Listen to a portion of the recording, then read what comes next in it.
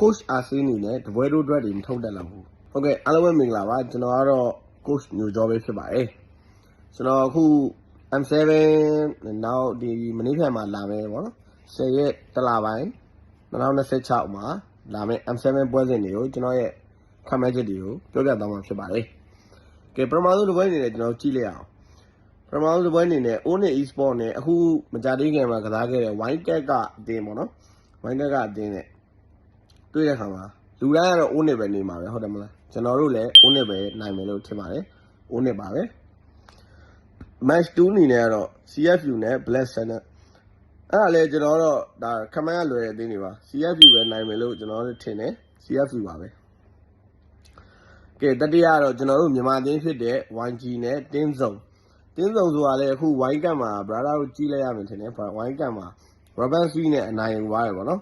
Robin C နဲ့အနိုင်ယူထားတဲ့အသင်းဖြစ်တယ်ပြီးတော့ကျွန်တော်တို့ YG မှာလည်း player တွေက All Star Lion နဲ့စုစည်းထားတဲ့ YG အဲ့တော့ဒီ Winecat အသင်းကိုကိုယ်ရင်းမြန်မာအနေနဲ့ကွာရှုံးတဲ့အကြောင်းတော့မရှိဘူး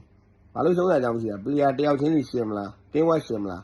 ကြိုက်တာရှင်းလို့ရတယ်ဟုတ်လားအဲ့တော့ကျွန်တော်ကတော့ YG ကိုရင်းရင်းကြီးနေမယ် YG အနိုင်ပေါ့ဗျာကဲ DFYG နဲ့ Team Fair ကိုDFYG ရဲ့လက်ရည်ကတော့အရင် brother တို့ဟို Game of Future ပွဲတွေကိုပြန်သွားကြည့်မယ်ဆိုရင် Game of Future ပွဲမှာတော့ DFYG ကနည်းနည်းလက်စွာတယ်ဗျအာဂျူတို့ဘာလို့တော့ရိုက်တာဆိုတော့လေနည်းလက်စွာတဲ့ထဲမှာပါနေရယ်ဒါပေမဲ့ကျွန်တော်ကတော့ Team Fair ကိုပူကြိုက်တယ်ဗျ Team Fair ကိုဘာလို့ကြိုက်လဲဆိုတော့လက်ရှိမှာဟိုကျွန်တော်ရှေ့သူတို့ MBN Manner ပြန်သွားကြည့်ရချိန်မှာ Team Fair ကိုရဲ့ Team Form ကနည်းနည်းကျက်လက်တာကိုတွေ့ရတယ်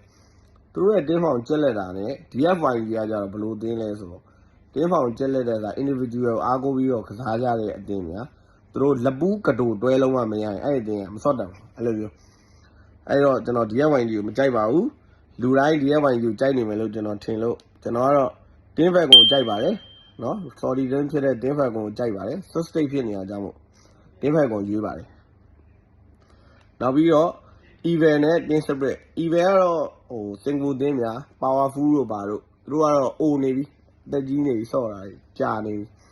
ပြီးတော့ဟိုဘက်ကလည်း Team Spirit ကိုမှအရန်သူတို့ကလည်း O နေပါပြီဒါပေမဲ့သူတို့ကတော့လက်ရှိထိ strong ဖြစ်နေတယ်ဗောနော် Team Spirit ကတော့အခုချိန်ထိ strong ဖြစ်နေတဲ့ team ဖြစ်တဲ့အတွက်ကျွန်တော်ကတော့ Team Spirit ကိုရွေးချယ်တင်ပါတယ်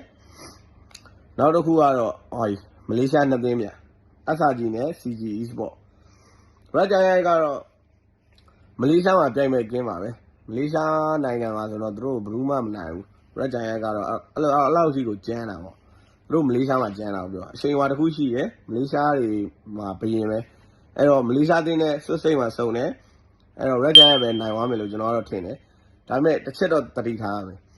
CG Esport မှာ Siku Guy တို့ဘာလို့ပါတယ်အဲ့ကောင်တွေကတော့အရန်ရှောက်လုပ်တဲ့ကောင်တွေအဲ့တော့ဒီ Swiss State ဖြစ်တဲ့အတွက် Best of 1ဆိုတော့ The World Drug တွေထွက်လာနိုင်ကြီးရှိတယ်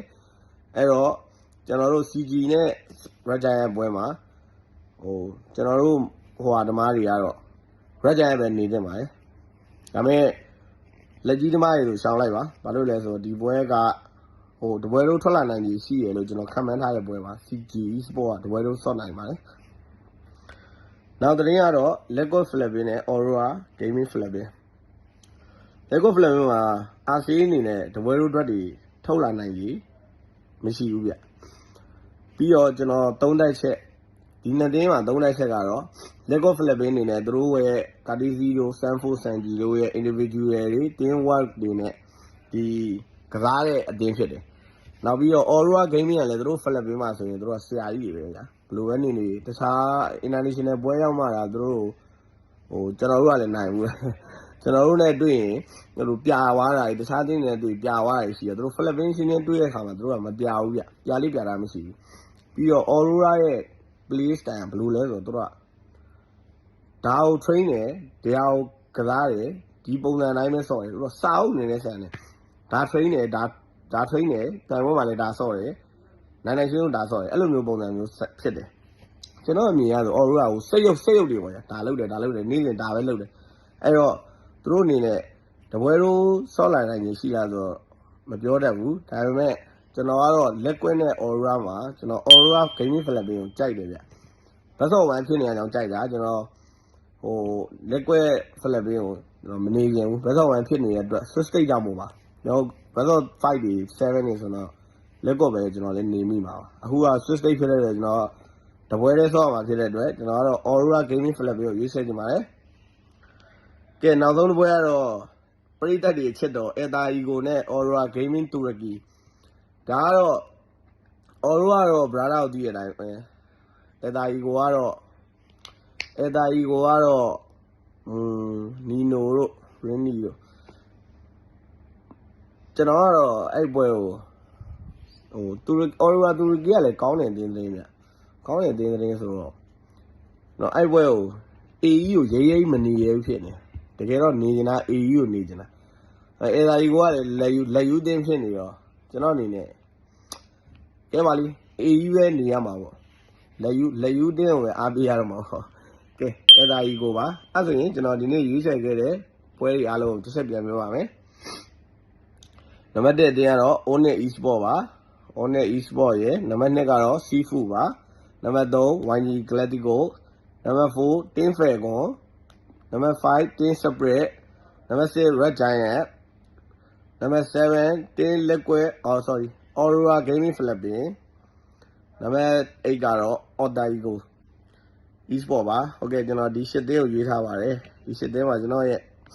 prediction ကတော့ဒီလိုမျိုးရှိပါတယ်ဗျာဒါတို့အနေနဲ့ကျွန်တော်ရွေးချယ်ထားတဲ့အတင်းတွေကိုယုံကြည်ရဆိုရင် YouTube channel လေးကို like and subscribe လေးလုပ်ခဲ့ပြပါဦးနောက်လာမယ့်ဗီဒီယိုဒီမှာပြန်ဆုံပါမယ်ဗျကြည့်ရှုသူတယောက်ချင်းစီတိုင်းကိုကျေးဇူးထူးတင်ရှိပါတယ်နောက်လာမယ့်ဗီဒီယိုဒီမှာပြန်လည်ဆုံတွေ့ပါမယ်ဗျ